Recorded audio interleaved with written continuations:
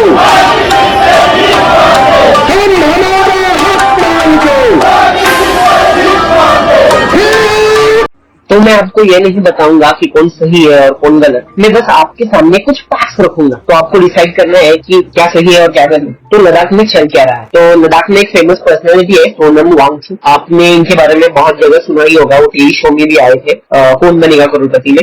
तो वो एक एक्टिविस्ट है, लद्दाख की कल्चर और डेवलपमेंट के बारे में वो बात करते हैं। वो अभी अनशन पर बैठे और बहुत दिनों से उन्होंने लोगों के साथ कुछ प्रोटेस्ट शुरू किया है 6 शेड्यूल को लेकर। तो मैं आपको बताऊंगा कि ये 6 शेड्यूल है। तो वहाँ के लोगों ने बीजेपी को वोट दिया था क्योंकि वो यूटी चाहते थे और उनको 6 शेड्यूल में डाला जाए। तो वो उनके प्रोमिसेस थे और उनके मैनिफेस्टो में, यानी कि बीजेपी के मैनिफेस्टो में भी यही था, लेकिन अभी वो कर नहीं, उन्हें 6 शेड्यूल में डाला नहीं गया, इसलिए वहाँ पर बहुत दिनों से प्रोटेस्ट चल रहे हैं। तो मैं आपको बता दूं ये सारा माजरा है क्या। तो अभी 370 हटने के बाद लद्दाख को एक सेपरेट यूटी बनाया गया, यानी यूनियन टेरिटरी। तो वहाँ कोई गवर्नमेंट है नहीं, वहाँ बस बीजेपी का एक कैंडिडेट है।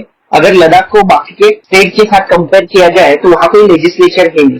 अगर आप देखें कि महाराष्ट्र में एक लेजिस्लेचर है तो वहाँ अपना एक चीफ मिनिस्टर होगा, वो अपने अपने सेपरेट लॉज बनाएंगे, लेकिन लद्दाख में वैसा नहीं है। लद्दाख के पास कोई लेजिस्लेचर ही नहीं है, तो उसकी वजह से वो अपनी खुद की गवर्नमेंट नहीं बना सकती, वहाँ खुद की चीफ मिनिस्टर नहीं है। अगर चीफ मिनिस्टर नहीं है तो वहाँ लॉ कैसे बनते हैं, तो वो डायरेक्टली सेंट्रल गवर्नमेंट के कंट्रोल में आता है। और अभी सेंट्रल गवर्नमेंट वहाँ कंट्रोल कैसे करेंगे, लेफ्टिनेंट गवर्नर के थ्रू अपने वहाँ लॉज बनाए। अभी मोटा मोटी तौर पे अगर हम सुने तो वहाँ लॉज कौन बनाएंगे, तो ब्यूरोक्रेट्स और ऑफिसर्स ये बनाएंगे, आईएएस ऑफिसर वगैरह वो मोस्टली होंगे और स्टेट से। तो लद्दाख का प्रॉब्लम ये है कि अगर कोई बाहर के स्टेट से लोग आके वहाँ लॉज बनाएंगे तो वहाँ का जो लद्दाख का लोकल कल्चर है, वहाँ की ट्रेडिशन है, उनको समझ नहीं पाएंगे और उनके प्रोटेक्शन में दिक्कत आएगी। वहाँ की वो मेन कंसर्न है, इसलिए वो डिमांड कर रहे हैं कि उन्हें 6 शेड्यूल में डाला जाए। तो अभी हम बात करेंगे कि ये 6 शेड्यूल असलियत में है क्या।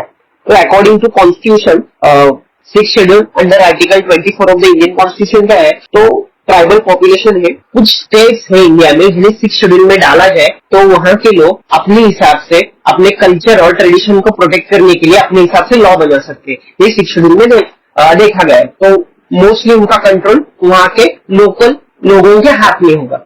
लद्दाख की 97% शेड्यूल ट्राइब्स पॉपुलेशन है, तो अकॉर्डिंग टू द लॉ तो उनको ट्राइबल पॉपुलेशन का शेड्यूल किया जाए और उनको 6 शेड्यूल में डाला जाए। तो उनकी बहुत दिनों से यही डिमांड है, लेकिन गवर्नमेंट इनको डाल नहीं रही, इसलिए वहां पर प्रोटेस्ट चल रहे। अगर लद्दाख को 6 शेड्यूल में डाला जाए तो अपने कल्चर को, अपने ट्रेडिशन को, अपने लोकल लॉज को वो प्रिजर्व कर सकते हैं, ऐसा उनका मानना है और वो सही भी है, इसलिए उनका प्रोटेस्ट लगातार चल रहा है। तो इसमें दिक्कत क्या है, गवर्नमेंट को 6 शेड्यूल में डाल क्यों नहीं रही है?